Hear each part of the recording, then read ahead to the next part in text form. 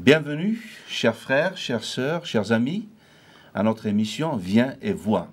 Alors c'est une invitation que nous vous adressons. Venez et voyez combien Dieu est bon. Et c'est ce que nous allons essayer au travers de sa parole bien entendu, et par sa grâce, nous allons essayer de faire voir cette bonté de Dieu. Car Dieu est bon. Et nous allons le faire avec l'aide de Dieu en particulier, mais aussi avec l'aide de nos frères Meki. Bienvenue. Merci. Et Hassan, bienvenue. Alors Merci. je le rappelle que vous êtes des pasteurs, vous servez Dieu dans des églises, et j'espère que ceux et celles qui nous regardent vont être aussi aidés par vous et par nous tous à comprendre cette voie du Seigneur Jésus. Et Delila aussi, bienvenue. Merci, Kader. Alors tu es une aide très précieuse. Merci, c'est gentil. Ouais. Alors voilà, nous allons lire un passage et puis nous allons exprimer une prière. D'accord, alors Donc voilà. si tu veux bien lire, après je ferai une prière. Alors le passage, c'est le passage de Matthieu. Nous sommes toujours à Matthieu, au chapitre 4. Alors Jésus fut amené par l'Esprit dans le désert pour être tenté par le diable. Il jeûna 40 jours et 40 nuits, puis il eut faim. Le tentateur s'approcha de lui et lui dit : « Si tu es fils de Dieu, ordonne que ces pierres deviennent des pains. » Jésus répondit : « Il est écrit : l'homme ne vivra pas de pain seulement, mais de toute parole qui sort de la bouche de Dieu. » Le diable le transporta dans la ville sainte, le plaça sur le haut du temple et lui dit : « Si tu es fils de Dieu, jette-toi en bas, car il est écrit : il donnera des ordres à ses anges à ton sujet, et ils te porteront sur les mains, de peur que ton pied se heurte contre une pierre. » Jésus lui dit : « D'autre part, il est écrit : tu ne tenteras pas le Seigneur ton Dieu. » Le diable le transporta encore sur une montagne très haute, lui montra tous les royaumes du monde et leur gloire, et lui dit : « Je te donnerai tout cela, si tu te prosternes et m'adores. » Jésus lui dit : « Retire-toi, Satan, car il est écrit : tu adoreras le Seigneur ton Dieu, et à lui seul tu rendras un culte. » Alors le diable le laissa, et voici que des anges s'approchèrent de Jésus pour le servir. Merci. Une courte prière. Seigneur notre Dieu, merci pour cette parole que nous venons d'entendre et de lire. Merci parce que c'est ta parole, elle est véridique. C'est toi qui as parlé. Et nous te prions de parler aujourd'hui, afin que ceux et celles qui entendront cette parole puissent aussi être bénis et puissent s'approcher de toi. Nous te le demandons au nom de Jésus, notre Seigneur. Amen. Amen. Ce sont des paroles très fortes dans ce passage. Alors, il y a un titre ici, qui finalement, c'est juste un titre donné par les traducteurs, la tentation de Jésus-Christ. Qu'est-ce que... Alors, ce qu'on peut dire ici, c'est, on voit là un conflit, ou plutôt une tentation, une provocation. Donc, ici, il est parlé de Satan qui vient provoquer Jésus, ou le tenter. Et en cela, on trouve, on a un principe dans les moments de tentation. Comment notre ennemi commun, on l'appelle Satan, on l'appelle le diable, ou le démon, ou les esprits mauvais, shaitan, qui veut dire accusateur. Ou l'accusateur, selon les Satan, textes de la Bible. En hébreu. Et donc, ici, dans ce texte-là, on trouve une manière, un procédé, un principe, comment nous devons combattre notre ennemi. Et ce qui ressort beaucoup, c'est que Jésus utilisait les textes de la Bible, la parole de Dieu. Bien, merci. Avant de nous lancer dans cette, je dirais, dans la citation, on voit que le diable a commencé par dire au Seigneur Jésus : si tu es fils de Dieu. Alors, dans l'émission précédente, nous avons insisté sur le fait que Jésus est fils de Dieu. Alors, est-ce que vous pouvez nous rappeler, lors du baptême de Jésus, comment Dieu, le Saint-Esprit, est-ce que vous pouvez nous rappeler ce passage Oui, brièvement? Oui, c'est cette attestation et de l'Esprit de Dieu et du Père, de la voix du Père, de Dieu le Créateur, qui ont dit au sujet de Jésus qu'il est le Fils bien-aimé, celui qui fait toute la joie. Ça, c'est Dieu qui l'a dit. Voilà. Oui. Et ici, nous voyons le diable qui a repris. Voilà. Le fait, Donc oui. l'expression. Voilà. Mais Le diable sait. ouais. Mais ce qui fait la qualité de fils chez Jésus, c'est sa dépendance à la voix du Père. C'est-à-dire, C'est-à-dire, il ne fait rien, il ne dit rien, il ne pense rien qui soit contraire à la volonté de Dieu. Et c'est précisément ce que le Satan, l'accusateur, va tenter de mettre en doute. Est-ce que tu peux me dire, c'est vrai qu'on le dit, il est fils de Dieu. Comment cela fait-il alors? Est-ce qu'il n'y a pas une contradiction au fait que Satan vienne le voir? Parce qu'il le sait, Satan, que c'est le fils de Dieu. Comment ça se fait que dans ce passage, il y a une... La tentation, c'est le même terme qui est utilisé pour le mot épreuve. Oui. Et il faut bien comprendre que c'est Dieu le Père qui permet la tentation, qui permet l'épreuve. Mais dans quel but? Dans le but de purifier, c'est-à-dire de dépouiller la foi de tout ce qui est encombrant, de tout ce qui est inutile, de tout ce qui est sans valeur. Et Jésus, en se conformant à notre humanité, va passer par ce chemin. Chemin de souffrance, chemin d'épreuve. c'est afin qu'il puisse nous comprendre. Bon, il nous comprend. Non, c'est qu'afin que nous C'est puissions nous identifier à lui, Ouais. en nous disant, Ouais. mais si ça a marché pour lui, alors ça fonctionnera aussi pour nous. Ouais. Par l'Esprit de Dieu. Par l'Esprit de Dieu. Et nous comprenons par là que Jésus est resté totalement dépendant. Il aurait pu légitimement manger, désaltérer sa soif, Oui. revendiquer tel ou tel bien de ce monde, mais il n'en a rien fait parce que la volonté de Dieu pour sa vie était sa mort sur la croix. Bien, avant si vous voulez bien, nous allons passer dans les différentes épreuves. Donc, la première épreuve, c'est que la Bible nous dit que le Seigneur Jésus a jeûné 40 jours et 40 nuits, puis il eut faim. Et puis, à ce moment-là, donc le diable qui s'approche et qui le tente justement par le biais de la nourriture. Donc, il dit, alors, si tu es fils de Dieu, ordonne que ces pierres deviennent des pains. Alors, est-ce que vous pouvez nous faire un rappel donc, historique? Est-ce que c'est de telles choses se sont déjà passées avec les prophètes, avec le peuple d'Israël, Ça s'est passé dont avec la Bible nous parle très largement. Tout à fait. Alors, effectivement, 40 est un chiffre symbolique qui est le chiffre de l'errance, de l'épreuve.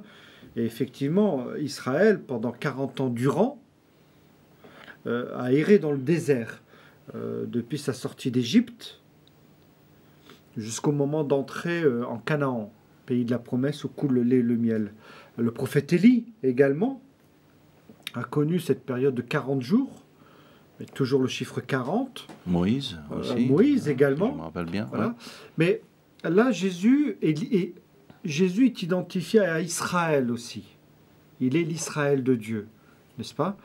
Et comme le peuple d'Israël a manqué de pain dans le désert, alors Jésus lui-même va expérimenter cette épreuve et va démontrer qu'il va rester dépendant vis-à-vis de Dieu et que l'homme n'est pas fait seulement ici-bas pour assouvir tous ses besoins physiques, physiologiques, mais ce qui fait, encore une fois, l'identité de l'homme, son humanité, c'est toutes les fois où il est en relation, en communion avec Dieu. On peut aller encore tout au début de la création avec Ève et Adam. qui était en face du tentateur, Satan, pour mettre en doute le commandement de Dieu, qui était de ne pas manger le fruit de la connaissance du bien et du mal. Dieu a-t-il réellement dit? Oui, il C'est-à-dire met en doute semer. la parole. En fait. Ouais. Et donc Semer. c'est ça, une des tactiques de Satan, c'est de remettre en doute ou de mettre en doute cause. ce que Dieu a dit. Voilà, C'est- et de nous pousser à satisfaire nous-mêmes, Par nous-mêmes. par nous-mêmes, merci, à nos propres besoins. Il touche toujours. Alors, les différents points que l'ennemi dans lequel il vise, c'est tout ce qui touche premièrement notre corps, Oui. ce que notre corps réclame. Mm. Dans ce texte, on voit de Matthieu, dans la tentation de Jésus, il touche au corps, il touche aussi Au sens. au Au sens. sens, en fait. Hein? Oui. Alors, justement, ce texte, il révèle bien trois épreuves, parce que tu parlais d'épreuves. Parlez-moi un peu plus de ce que révèle, c'est par exemple au verset 4, et ensuite il le place sur une montagne et encore plus loin. Parlez-moi un peu plus de ces épreuves-là. Pourquoi ces épreuves pour le Fils de Dieu? Parce qu'il aurait pu choisir d'autres épreuves, c'est ce que je veux dire. Quelle est la Ce symbolique? qu'il faut voir au début du verset, il est dit « Alors l'Esprit Saint conduisit Jésus ». Il fallait qu'il passe par là.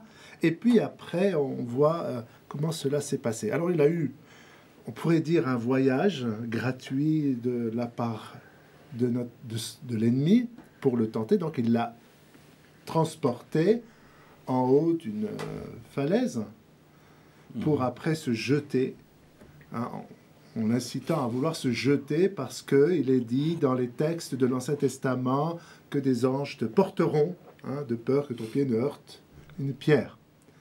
Mais Jésus, bien sûr, a contrecarré, il ne voulait pas entrer dans les pièges, parce que ce sont des pièges. Si tu es fils de Dieu, Jésus connaissait déjà qui il était, il savait qui il identité. était. Oui. Mais est-ce que...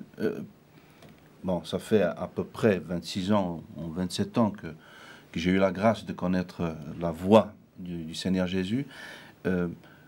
J'ai rencontré des personnes et moi-même, je me suis posé la question, alors si c'est vrai, bon, alors montre-moi. Si c'est, hein, on entend très souvent des gens qui ne sont pas chrétiens, et particulièrement qui ne sont pas chrétiens, et même ceux qui sont chrétiens, qui sont dans de grandes difficultés, disent, bon, alors si Dieu est réellement vivant, alors qu'il me fasse sortir de cette situation. Et puis, la personne demeure dans la situation. Comment peut-on... Faut dire peut-être que- que vous avez rencontré des gens dans l'Église. Mais il faut bien comprendre que la foi, c'est pas répondre à tous nos problèmes. La marche avec Dieu, c'est pas de nous ôter tous les soucis que nous pouvons avoir. C'est pas ça. La foi avec Dieu, c'est apprendre à ne plus dépendre des circonstances. Quelque part, c'est Dieu pourvoit. Et Dieu rappelle que Dieu dans ce pourvoit. sens-là, j'allais le dire, Oui. et d'apprendre à faire confiance en Dieu dans sa capacité de répondre à nos besoins au temps favorable. Et Mais selon pas sa parole. tout de suite. Oui. Et il faut éviter justement de tomber dans le piège d'un Dieu manicraque. Je viens à Dieu et il règle tous mes problèmes. Ça ne fonctionne pas parce que ça n'existe pas. Mhm. En revanche, Dieu va nous apprendre à comprendre que notre bonheur ne dépend pas de ce que l'on a ou de ce que l'on n'a pas, de notre pouvoir d'achat ou de nos biens matériels. Oui. Le bonheur de Dieu dépend du fait, le bonheur que nous avons avec Dieu dépend du fait que nous avons reçu la foi et que cette foi va être purifiée, va être sanctifiée, va être dépouillée, parce que c'est elle qui restera. Nos biens matériels brûleront, disparaîtront, mais c'est la foi qui demeure. Bien, alors on voit ici à la fois le diable qui utilisait la parole de Dieu. Hein, Qu'il la connaît. Oui, Il connaît tout à fait la parole la de parole Dieu. de Dieu, le diable. Hein, on voit ici qu'il a utilisé des moments, il a choisi des moments très opportuns et des moments bien choisis et des paroles choisies aussi. Et le Seigneur Jésus aussi a répondu par la parole. Oui. Alors, Est-ce qu'il n'y a pas une guerre entre les deux, parole de Dieu contre la parole de Dieu? Disons si, et comme disait Meki, c'est la même stratégie qu'a utilisé le Satan pour faire chuter Adam et Ève. Parce que la stratégie du diable vis-à-vis d'Adam et Ève, c'était Dieu a-t-il réellement dit? Donc c'est mettre en doute la parole de Dieu, mais non seulement il met en doute la parole de Dieu, mais il prétend que si on étudie le texte du chapitre 1er et 2e du livre de la Genèse, il rajoute des propos que Dieu n'a pas dit. Oui. Il en rajoute. Voilà. Et ici encore, la stratégie, c'est de mettre en doute la parole de Dieu, de l'utiliser à des fins personnelles. Oui. Personnelles. Mais surtout de manière indépendante vis-à-vis de Dieu. Oui, parce que sans doute le diable sait que Jésus, on le dit, et c'est biblique, hein, il est la parole de Dieu. Il est parole de Dieu, en effet. Alors c'est un peu culotté quand même pour le diable d'aller mettre en défi la parole de Dieu lui-même. C'est un esprit qui va toujours oser. Il va oser, l'audace de tenter Jésus. Mais ce qu'on voit là, en regardant ces exemples, ces parallèles, hein, du temps de Ève, dans l'Ancien Testament, avec différents personnages de la Bible et Jésus, on voit une chose. Il y a cette création qui a été déchue suite à une tentation, et Jésus là qui a la victoire sur la tentation. Et à partir de là, tous ceux qui, bien sûr, croient en Jésus, reçoivent cette autorité pour justement, et cette force de Dieu pour passer des épreuves. C'est en cela que nous pouvons dire, mais c'est extraordinaire, ces exemples écrits dans la parole de Dieu, pour dire, là est tombé, eh bien Seigneur, aide-moi à ne pas tomber comme il a tombé. Mais en comptant sur toi, d'où la foi, eh bien tu vas m'aider à passer ces épreuves qui se présentent à moi. Mais on doit bien comprendre qu'en lisant ce texte, il était impossible, il n'est même pas envisageable d'imaginer que Jésus ait pu succomber. Oui. Encore une fois, c'est l'Esprit de Dieu qui le conduit dans le désert, donc il va y avoir pour Jésus, puisque c'est ce que nous dira l'auteur de la lettre aux Hébreux, c'est par la souffrance que Dieu va, éduquer, mais former Jésus. Mais cette épreuve dans le désert, il l'a vécue pas pour lui-même, mais pour nous. C'est-à-dire ?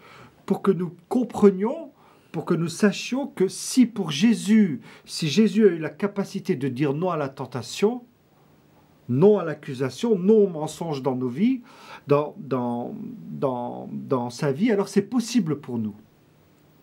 C'est là l'intention et le but.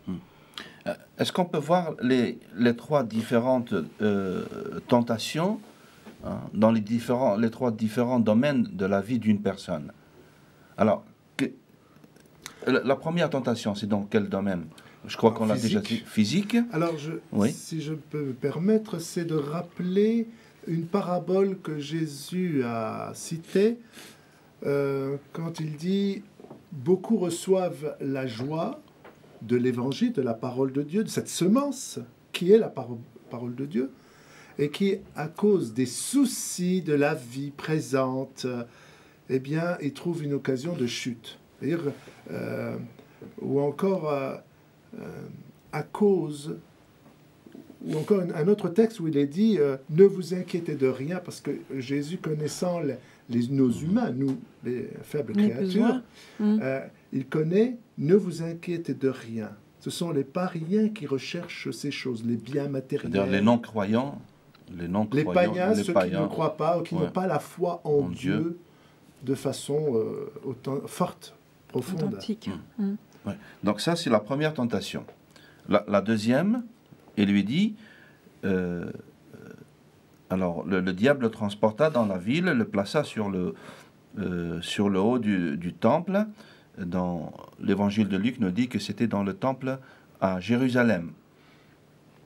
Si tu es fils de Dieu, jette-toi en bas, car il est écrit, il donnera des ordres à ses anges, etc. Ils te porteront, et puis c'est une citation de l'un des psaumes. Mais le Seigneur Jésus a répondu, tu ne tenteras pas le Seigneur ton Dieu. Ici, c'est dans quel cadre cette tentation Pourquoi c'est-elle, celle-ci Personnellement, je la comprends comme étant le refus d'abord de tenter Dieu, pour le coup. Et ce n'est pas nous qui choisissons nos difficultés ou nos épreuves. Oui. C'est Dieu qui, pédagogiquement, et dans sa souveraineté, sait où nous conduire pour purifier notre foi. Et nous n'avons pas forcé la main du Seigneur, comme il est dit, dans les circonstances que nous rencontrons dans nos vies. Oui, on ne doit pas tenter le Seigneur au-delà de la parole de Dieu, parce que là, lui dit de se jeter, c'est un suicide. Oui, on peut l'interpréter de cette manière. On peut l'interpréter Oui. comme ça. On ne peut pas questionner Dieu en se suicidant, en disant si Dieu tu existes, tu vas me sauver du train qui arrive à 150 km/h. Mais là, Est-ce qu'on l'idée, pourrait pas, c'est de dire excuse-moi, que Dieu Sam, n'est pas notre service. Voilà. Et c'est nous Aussi. qui sommes aussi. Ouais. C'est surtout cela. C'est pas nous qui choisissons les étapes, les moments. Dieu n'est pas notre service. Et nous n'avons pas, une fois encore, à lui forcer la main. Est-ce qu'ici, on pourrait pas... Bon, ici, c'est le Seigneur Jésus. Mais pour nous, est-ce qu'on ne peut pas dire que là, c'est... comment on dit utilisé d'une façon malhonnête, je dirais, Ou sa maladroite. position. Mhm. Sa position. En fait, c'est aussi le renvoi au fait qu'Israël, dans le désert, parce que c'est là l'arrière-plan, sans cesse tenter et agacer le Seigneur. Et sans cesse revendiquer, et même jusqu'à aller regretter d'avoir quitté le pays de l'esclavage pour des questions de nourriture et de confort personnel. Et donc, aujourd'hui, donc à nous qui sommes enfants de Dieu, nous devons donc faire attention de profiter de cette position que nous avons en tant qu'enfants de Dieu, de faire prévaloir en quelque sorte nos intérêts personnels par rapport... Disons, nous pouvons le faire devant l'adversaire lorsque nous sommes accusés, mais c'est surtout comprendre que Dieu n'est pas manicraque, Dieu n'est pas la sécurité sociale. Alors, le troisième point de la tentation, c'est celui de... alors, c'est la possession du monde. La possession du monde, la gloire. Alors ça fait partie d'un monde de l'homme dans son désir de paraître. Et j'aime mettre toujours en relation avec Adam et Ève. Pourquoi ? Parce que l'ennemi a dit, Satan a dit à Ève et à Adam, vous serez comme des dieux. Lorsque vous mangerez ce fruit, vous serez comme des dieux. Donc quelque part, c'est pour un peu, beaucoup même, une valorisation. Et d'où on trouve le mot orgueil, prétention, vanité, ambition mal placée, vanité. Et tout cela, ça fait partie, depuis la chute, ça fait partie intégrante de la personne humaine. Et dans cette personne humaine, elle a besoin de se valoriser quelque part. Alors, on se valorise dans le monde. Alors, quand on fait partie d'un groupe aisé, bien, on fait valoir quoi ? La richesse. Mais est-ce qu'on ne va pas chercher, en tant qu'enfant de Dieu, est-ce qu'on ne va pas chercher à devenir chef, à avoir une position dans la société ? C'est là où Jésus nous a appris dans ses enseignements à ne pas entrer sous la même forme, sous la même vie, le même désir, d'avoir un désir d'être supérieur ou d'avoir, comment dire, de s'enorgueillir, de rester dans l'humilité. Voilà ce qu'il demande, ce que la Bible dit concernant l'humilité. Pas chercher la gloire. Cela ne veut pas dire que Dieu est contre notre riche. Si nous sommes riches de façon normale, eh bien, Dieu n'est pas contre. Oui, parce que dans la Bible, il y a certains prophètes qui ont eu des positions qui étaient Abraham sociales. était riche. Abraham était riche. Il y a aussi Daniel. Et d'autres qui étaient de simples agriculteurs. Oui, voilà. Il y a toutes les catégories sociales, d'ailleurs. C'est-à-dire, si l'occasion s'offre pour moi, donc pour que je devienne vice-président Pourquoi pas de l'Algérie, pourquoi pas, du Grand Maghreb, peut-être, je ne refuserai pas, n'est-ce pas, non ? À moins que je sois dans le service, Je Il crois. faut que je sois oui. dans le service du Seigneur. Oui. Je Ouais. pense qu'on en revient toujours à la circoncision de cœur. Vous êtes d'accord avec moi? À savoir. C'est-à-dire que si nous avons réellement un cœur circoncis, quelles que soient les positions qu'on va nous offrir demain, ça ne va pas être une occasion de chute. Je ne sais pas si je Non, non. Mais là, en l'occurrence, C'est pas du tout le contexte. Hein, tout pour à fait, l'instant. non, mais j'entends bien. Oui. Simplement, ce qui est à noter, c'est que, une fois encore, le Satan est un usurpateur, est un menteur, parce que tous les royaumes du monde ne lui appartiennent pas. Ils appartiennent à Dieu et à Dieu seul. Et Dieu les donne à qui il veut. À qui il Et puis Dieu parle. Moi, je voudrais souligner le fait au verset 10, il lui dit de se retirer, car il est écrit, tu adoreras le Seigneur ton Dieu, à lui seul, et tu rendras un culte. Vous avez Oui, étayé- alors, ça renvoie également à l'attitude du peuple d'Israël qui, dans le désert, avait édifié un veau d'or Oui, et s'était mis à l'idolâtrer. d'accord, là, c'est donc Et seul l'idolâtrie. le Seigneur doit avoir la première place Ouais, dans ça. nos vies parce que lui seul est le Dieu vivant. Donc un chrétien, il peut adorer autre chose que Dieu. Ah non, c'est Comment ça se exclu. Non, non. Il peut tomber dans, Il peut dans tomber le péché dans le d'adoration. péché Ah oui, oui, Ouais. d'adorer sa voiture, sa maison, sa femme, son travail, Son mari. Tout dépend de la vision. ses qu'il a. loisirs, son sport, Ouais. et faire passer Dieu en second, oui. Donc on doit veiller à ce que, dans la prière, dans le jeûne, Dans le Dans jeûne, le si on jeûne. veut. C'est hein. une attitude si on de nous, cœur. une Voilà, attitude de cœur, on en Alors, revient bien au cœur. Quel que soit le désir de consécration un peu plus par le jeûne ou par autre chose, l'important c'est d'avoir un cœur qui aime Dieu et qui craint Dieu. Mais dans tout cela, donc, le Seigneur Jésus a répondu par la parole de Dieu. Et ça, c'est intéressant de le souligner. Ouais. C'est très intéressant de le souligner. Oui, c'est-à-dire, il a répondu par la parole et il ne l'a pas instrumentalisé. C'est ça qui est important. C'est-à-dire, il n'a pas fait dire à la parole, contrairement à l'adversaire, ce qu'elle ne dit pas. Ouais. Oui. Parce que si on reprend les passages dans leur contexte, c'est pas de cela dont il est question. Dans le sens que l'adversaire veut induire. Très bien. Merci Maki, merci Hassan À votre et service. Dalila. Merci. Mais merci à vous qui nous avez, pendant cette petite demi-heure, suivi ce que nous avons pu expliquer. Eh bien, j'espère par la grâce de Dieu que vous avez pu comprendre certaines choses. Dieu n'est pas une machine automate où l'on met une pièce d'argent et puis elle nous donne du coca ou elle nous donne... Dieu est souverain.